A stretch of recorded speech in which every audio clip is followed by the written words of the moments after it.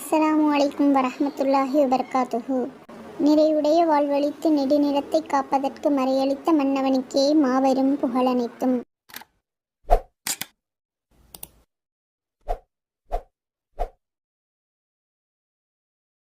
அவுது பில்லாஹி மினஷ் ஷைத்தானிர் ரஜீம். பிஸ்மில்லாஹிர் ரஹ்மானிர் ரஹீம். அல்ஹம்துலில்லாஹ். நாம் இதுவரை பல பயான்களை பல தலைப்புகளில் பார்த்தோம். நீங்கள் அனைவரும் அதை முழுமையாகவும் கவனமாகவும் கேட்டு லைக் செய்து ஆதரவு கொடுத்தீர்கள். அனைவருக்கும் ஜஸாக்குமுல்லாஹ் ஹைரன் கசீரா. இன்ஷா அல்லாஹ் சேனலை சப்ஸ்கிரைப் செய்து துவா செய்யுங்கள். இப்பொழுது நாம் பயணத்தின் சில துவாக்களையும் அதன் விதிமுறைகளையும் அல்லாஹ் கூறிய குர்ஆனுடைய ஆயத்துக்கள் மற்றும் ஹதீஸ்களுடைய தொகுப்புகளோடு துவாக்களை பார்க்கலாம். இன்ஷா அல்லாஹ் இதையும் முழுமையாக கேட்டு ஆதரவு கொடுங்கள். லைக் செய்து ஷேர் செய்யுங்கள். சப்ஸ்கிரைப் செய்து வைத்துக் கொள்ளுங்கள். அல்லாஹ் தஆலா குர்ஆனில் 4வது சூரா 101வது வசனத்தில், நம்பிக்கையாளர்களே, நீங்கள் பூமியில் பயணம் செய்யும் காலத்தில் நீங்கள் தொழுது கொண்டிருக்கும் பொழுது நிராகரிப்பவர்கள் உங்களை துன்புறுத்துவார்கள் என்று பயந்தால் நீங்கள் கசர் தொழுவது, அதாவது உங்கள் தொழுகைகளை சுருக்கிக் கொள்வது உங்கள் மீது குற்றமாகாது. ஏனென்றால் நிராகரிப்பவர்கள் உங்களுக்கு பகிரங்கமான எதிரிகளாக இருக்கின்றார்கள். அல்லாஹ் தஆலா நமக்கு பிரயாணத்தின் சிரமங்களிலேயும் போர்க்களத்தின் பயங்கர நேரங்களிலும் கூட தொழுகையை விட்டு விடுவதற்கு அனுமதியை தரவில்லை. இந்த சூழ்நிலையையும் எவ்வாறு தொழுக வேண்டும் என்று கூறியிருக்கின்றான். இந்த ஆயத்திலும் அதற்கு நெருக்கடியான நேரங்களில் கூட தொழுதாக வேண்டும் என்று இருக்கும் பொழுது, எந்தவித சிரமமும் இல்லாமல் வசதியாக இருக்கும் பொழுது தொழுகாமல் இருப்பது எவ்வளவு பெரிய பாவம் என்பது இதிலிருந்து நாம் புரிந்து கொள்ள முடியும்.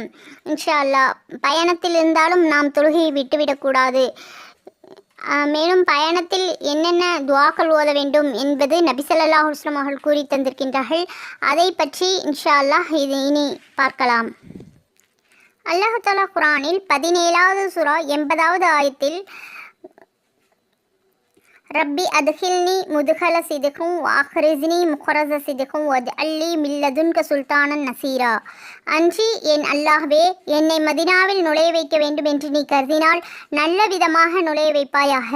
மக்காவிலிருந்து என்னை வெளிப்படுத்த வேண்டும் என்று நீ கருதினால் நல்ல விதமாகவே என்னை வெளிப்படுத்தி வைப்பாயாக.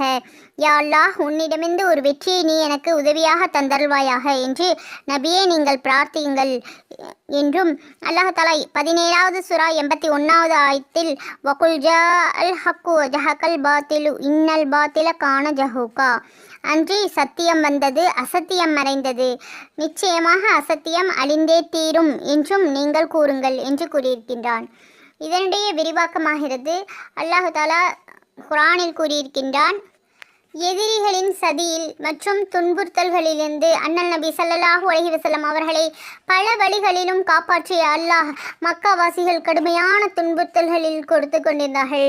அண்ணல் நபி ஸல்லல்லாஹு அலைஹி வஸல்லம் அவர்களை விடுவிப்பதற்காக இறுதியில் ஹிஜ்ரத் செய்து மதீனாவிற்கு செல்ல அல்லாஹ் தஆலா அனுமதி அளித்தான்.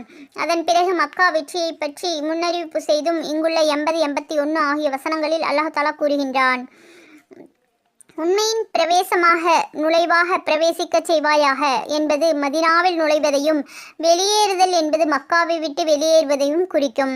உண்மை பிரவேசம், உண்மை வெளியேற்றம் என்பதற்கு பல்வேறு கருத்துக்கள் கூறப்பட்டிருக்கின்றன. எங்கே நான் பிரவேசித்தாலும் உண்மையாகவே பிரவேசிக்கவும், எங்கிருந்து வெளியேறினாலும் உண்மையின் வழியில் நடப்பதற்காகவே வெளியேறவும் எனக்கு அருள் புரிவாயாக என்பதற்கு இதனுடைய நேர்பொருளாகும். இங்கே நுழைமிடம் என்பது மதீனாவாகும்.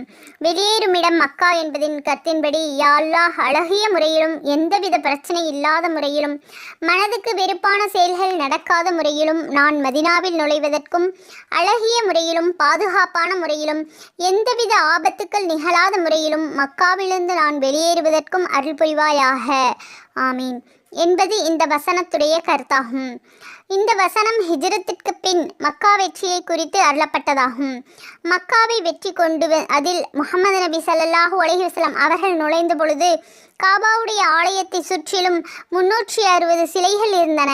அண்ணல் நபி ஸல்லல்லாஹு அலைஹி வஸல்லம் அவர்கள் தங்களுடைய கையில் இருந்த ஒரு தடியால் சத்தியம் வந்தது, அசத்தியம் அழிந்தது என்ற இந்த வசனத்தை கூறி அவற்றை குத்தி கீழே வீழ்த்தினார்கள்.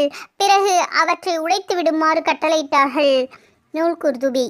அல்லாஹ் நாம் பயணம் செய்ய கிளம்பும் பொழுது இந்த துவாவை ஓதுவதால் அல்லாஹாலா நமக்கு பாதுகாப்பு தருவதாக உள்ளது. இன்ஷா அல்லாஹ் புதிதாக செல்லக்கூடிய ஊரிற்கு சென்றவுடனும் இந்த துவாவை ஓதிக்கொள்வது சிறப்பாக இருக்கிறது. பிரயாணத்தில் ஓதக்கூடிய சில குறிப்பிட்ட துவாக்களை இப்பொழுது நாம் பார்க்கலாம். நாம் பயணம் செய்ய நாடும் பொழுது வீட்டில் உள்ளவர்கள் பயணம் செல்பவர்களுக்காக அஸ்தௌதி உகுமுல்லாஹுல்லதி லா தலி உ ஒதாஇ உஹு, நான் உங்களை அல்லாஹ்விடம் ஒப்படைக்கின்றேன், அவனிடம் ஒப்படைக்கப்பட்ட பொருட்கள் வீணாகி போவதில்லை. ஆதாரம் அஹமத் இப்னு மாசா. இந்த துவாவை ஓத வேண்டும். பயணம் செல்பவர்கள் பிரயாணியை விடை கொடுத்து அனுப்பும் பொழுது பயணிக்காக மற்றவர்கள் அஸ்தௌதி உகுல்லாஹு தீனக வ அமானத்தக வ ஹவாத்திம அமலிக்க, உமது தீனையும் உமது அமானத் பொறுப்புகளையும் பொருட்களையும் உமது பணிகளின் முடிவுகளையும் அல்லாஹ்விடம் ஒப்படைக்கின்றேன். ஆதாரம் அஹமத் திர்மிதி. பிரயாணி வாகனத்தில் ஏறும் பொழுது பிஸ்மில்லாஹ் என்று கூறி அல்ஹம்துலில்லா என்று சொல்ல வேண்டும். அதன் பிறகு வாகனம் செல்லும் பொழுது இந்த துவாவை ஓத வேண்டும். பிஸ்மில்லாஹி அல்ஹம்துலில்லாஹி சுப்ஹானல்லதி சக்கரல்னா ஹாதா ஒமா குன்ன லஹு முக்ரினீன வ இன்ன இலா ரப்பினா லமுன் கலிபூன். அல்ஹம்துலில்லா அல்ஹம்துலில்லா அல்ஹம்துலில்லா என்று 3 முறை ஓத வேண்டும். பிறகு அல்லாஹு அக்பர் அல்லாஹு அக்பர் அல்லாஹு அக்பர் என்று 3 முறை ஓதவும். பிறகு சுப்ஹானக்கல்லாஹும்ம இன்னி லலம்து நஃப்ஸி ஃபக்ஃபிர்லி ஃபஇன்னஹு லா யக்ஃபிருத் துனூப இல்லா அன்த என்று ஓத வேண்டும். அல்லாஹ்வின் பெயரால் எல்லா புகழும் அல்லாஹ்விக்கே. அவனே இந்த வாகனத்தை நமக்கு வசப்படுத்தி கொடுத்தான். உண்மையில் அதற்கான சக்தியை நாம் பெற்றிருக்கவில்லை. மேலும் நிச்சயமாக நாம் நம் அல்லாஹ்வின் பக்கமே திரும்பச் செல்பவர்களாக இருக்கின்றோம். எல்லா புகழும் அல்லாஹ்விற்கே உரியது. எல்லா புகழும் அல்லாஹ்விற்கே உரியது. எல்லா புகழும் அல்லாஹ்விற்கே உரியது. அல்லாஹ் மிக பெரியவன். அல்லாஹ் மிக பெரியவன். அல்லாஹ் மிக பெரியவன். அபு தாவூது திர்மிதி என்ற நூலில் உள்ளது. இந்த துவாவை வாகனத்தில் அமர்ந்து ஓதிக்கொண்டால் வாகனத்தின் தீங்குகளை விட்டு அல்லாஹாலா நம்மை பாதுகாப்பான் இன்ஷா அல்லாஹ். நபிகள் நாயகம் ஸல்லல்லாஹு அலைஹி வஸல்லம் அவர்கள் இந்த துவா ஓதிவிட்டு அதற்கு பிறகு பயணத்தில் அமர்ந்த பின் இந்த துவாவையும் அதனோடு சேர்த்து ஓதுவார்கள். அல்லாஹும்ம இன்னி அஊது பிக மின் வகஷாஇஷ் ஷஃபரி வகஅபத்தில் மன்லரி வஷுஇல் முன்கலபி ஃபில் மாலி வல் அஹ்லி. யா அல்லாஹ், இந்த பயணத்தின் சிரமங்களிலிருந்தும் மோசமான தோற்றத்திலிருந்தும் செல்வத்திலும் குடும்பத்திலும் தீய விளைவுகள் ஏற்படுவதிலிருந்தும் யா அல்லாஹ் நான் உன்னிடம் பாதுகாவல் தேடுகின்றேன்.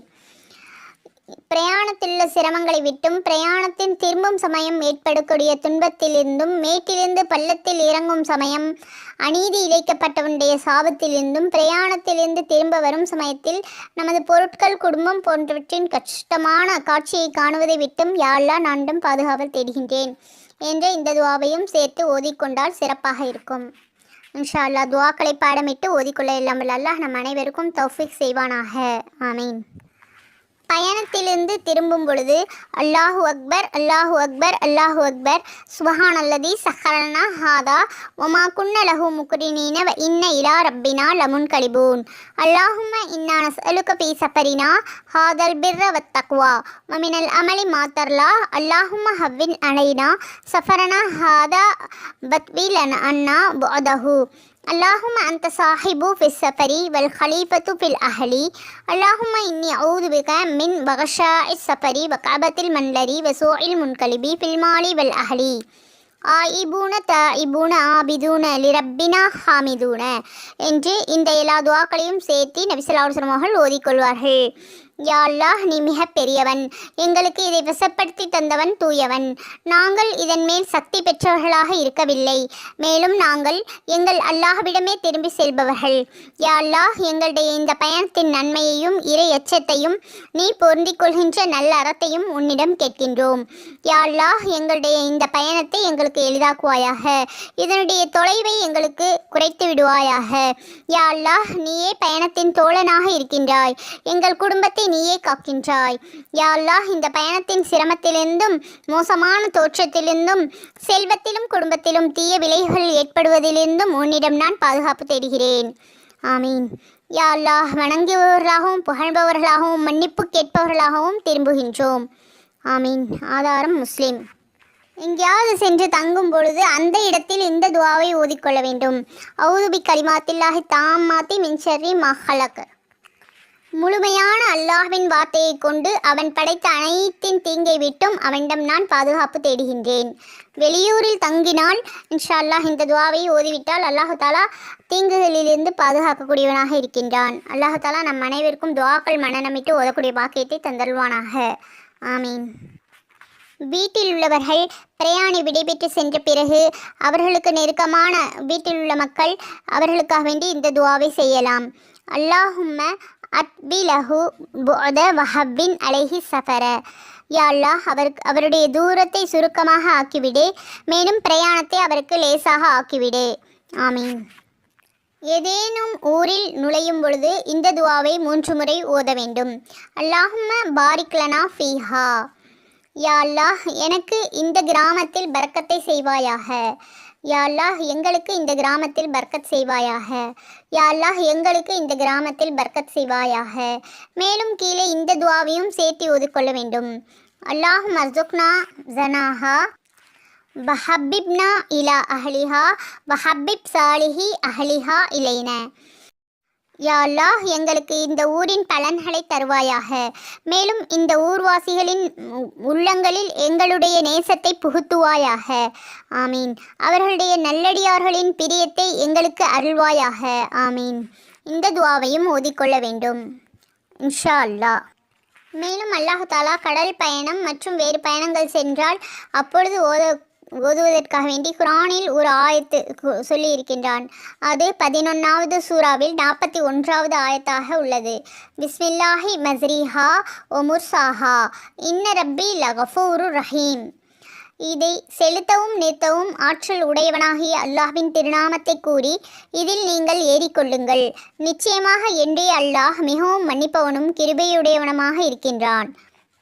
இயக்கமும் அமைதியும் அல்லாஹுடைய கையில் உள்ளது. 41வது திருவசனம். இந்த சூறாவில் அல்லாஹு தாலா திருநாமம் கூறிய அனைத்து காரியங்களையும் தொடங்க வேண்டும் என்பதை கூறியிருக்கின்றான். அழகிய வழிமுறைகளையும் பயணத்தின் விதிமுறைகளையும் இந்த சூறா கற்றுத்தருகிறது. மேலும் எந்த வாகனமாக இருந்தாலும் அதன் இயக்கமும் அமைதியும் அல்லாஹ்வின் வசத்தில் மட்டுமே இருக்கின்றன என்ற பேருண்மையை நமக்கு தெரிவிக்கின்றது. நீரிலும் நிலத்திலும் வானத்திலும் பயணிக்க உதவக்கூடிய வாகனங்களை செய்யும் இயந்திர தொழில்நுட்பங்களை மனிதனுக்கு கற்றுத்தந்தவன் யார்? அவற்றின் பொருட்களான மரப்பலகை, இரும்பு மற்றுமுள்ள உலோகங்கள் வாகனங்களை இயங்கச் செய்திடும் மின்சாரம், காற்று, எரிவாயு, நிலக்கரி, நீராவி, பெட்ரோல் போன்றவற்றில் ஏதேனும் ஒன்றை அணுவளவேனும் மனிதனால் உருவாக்க முடியுமா? நூஹ் நபி அவர்களுக்கு அல்லாஹு தஆலா இந்த துஆவை கற்றுக் கொடுத்தான். நூஹ் நபி அவர்கள் கப்பல் செய்தார்கள். அறிவியல் தொழில்நுட்பம் அசுர வளர்ச்சி பெற்றுள்ள இந்த காலத்தில் தொழில்நுட்ப புரட்சியின் உச்சாணி கொம்பில் அமர்ந்திருந்தாலும் மனிதன் மிகவும் பலகீனமானவனே. அவனால் அவற்றில் ஒரு துரும்பை கூட நகர்த்தவோ நிறுத்தவோ முடியாது. இவை அனைத்தையும் பேரண்டத்தை படைத்தவனாகிய அல்லாஹு தாலா மனிதனுக்கு வழங்கிய பெரும் கொடைகளாகும். அல்லாஹ் நாடினால் மட்டுமே இவைகளை உருவாகும். பண்டை காலத்தில் தரையிலும் மலையிலும் பாலையிலும் பயணிக்கவும் பொதி சுமக்கவும் பயன்பட்டு வரும் கால்நடைகளை பற்றி சிந்திக்கவும் இந்த திருவசனம் தூண்டுகின்றது. மின்னல் வேகத்தில் விண்ணில் பறந்தாலும், கப்பலில் மிதந்தாலும், தண்ணீரில் பயணித்தாலும், தரையில் படுவேகமாக சென்றாலும், மலைகளில் சாதாரணமாக ஏறவும் இறங்கவும், தரையில் பொதி சுமக்கவும் அல்லாஹு தஆலாவுடைய பெரும் கொடையான கால்நடைகளே இன்றும் உதவி செய்து வருகின்றன. அவற்றையும் அவற்றிற்கான உணவையும் அல்லாஹு தஆலா படைத்து மனிதனுக்கு வசமாக்கி கொடுத்திருக்கின்றான். வாய் பேச முடியாத அந்த ஜீவன்கள் மனிதனை எதிர்க்காமல் அவன் விருப்பத்திற்கு இணங்க உழைக்கின்றன. இந்த பேருண்மையைத்தான் பிஸ்மில்லாஹி மஸ்ரேஹா ஒ முர்சாஹா, செல்வதும் நிற்பதும் அல்லாஹுடைய திருநாமத்தால் என்னும் சொற்றொடர் நயம்பட விவரித்து சொல்கின்றது. மனிதன் இந்த உண்மையை அறிந்து உணர வேண்டும். அவற்றை பயன்படுத்தும் பொழுது அவனுடைய பேருதவியை எண்ணி நன்றி செலுத்தும் வகையில் அவனுடைய திருநாமம் கூறி பயணத்தை தொடக்கம் செய்ய வேண்டும். இங்கிருந்துதான் முஃமின்களுடைய உலகமும் காஃபிர்களுடைய உலகமும் வேறுபடுகின்றன. இருவருமே வாகனங்களில் பயணம் செய்கின்றார்கள்தான்.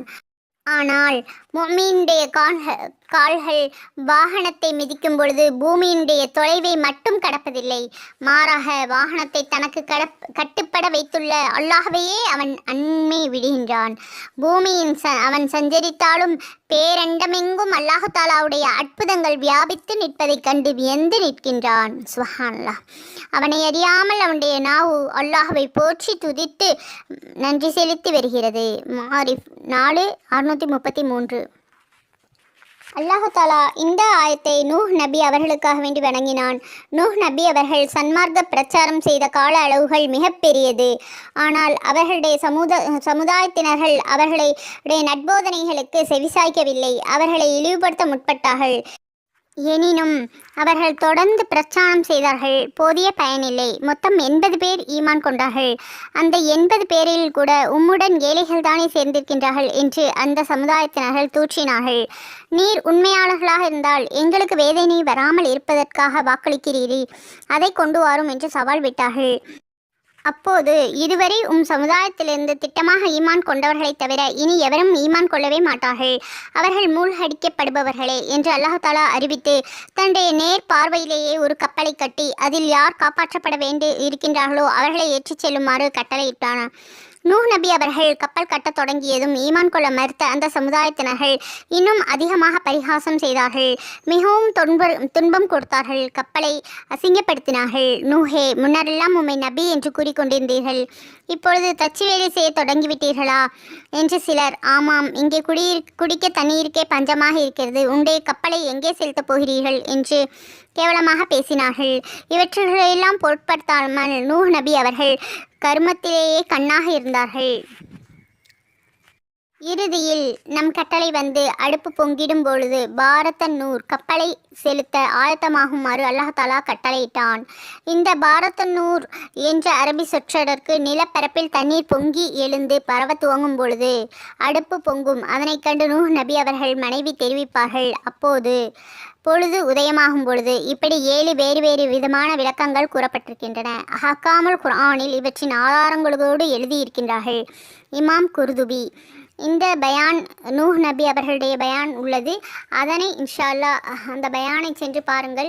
இந்த சேனலை சப்ஸ்கிரைப் செய்து நூஹ் நபி அவர்களுடைய பயானையும் பாருங்கள். வேறு நபிமார்களுடைய பயான்களும் இருக்கின்றன. அனைத்தும் உங்களுக்கு நேரம் கிடைக்கும் பொழுதெல்லாம் கேட்டு பயன்பெறுங்கள். இன்ஷா அல்லாஹ் நாம் நபிமார்களுடைய வாழ்க்கையை புரிந்து அதன்படி நடக்க எல்லாம் வல்ல அல்லாஹ் கிருபை செய்வானாக. நூஹ் நபி அவர்கள் முதலாக கப்பல் செய்தார்கள். அவர்களுக்காக வேண்டிதான் அல்லாஹ் தாலா இந்த ஆயத்தை கூறினான்.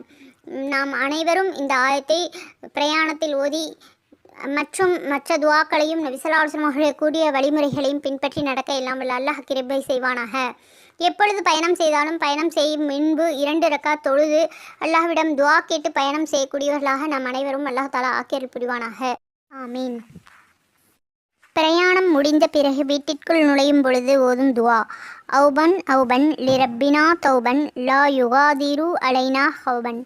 நான் திரும்பிவிட்டேன், எங்கள் மீது எந்த பாவத்தையும் விட்டு வைக்காத அளவு அல்லாஹு தாலா எங்கள் இரட்சகனான அல்லாஹ்விடம் நான் பாவ மன்னிப்பு தேடுகிறேன். ஆமீன். நாம் பயணம் செய்யும் பொழுதோ அல்லது வேறு ஏதாவது நல்ல காரியங்கள் செய்யும் பொழுதோ அது செய்வது நல்லதா இல்லையா என்று நமக்கு சந்தேகம் இருக்கும் பொழுது இஸ்திகாரா துவாவை ஓதிக்கொள்ள வேண்டும். இதை பற்றி ஒரு பயான் இருக்கிறது, அதையும் பாருங்கள் இன்ஷா அல்லாஹ். பயணத்தினுடைய சுன்னத்துக்கள் உள்ளன.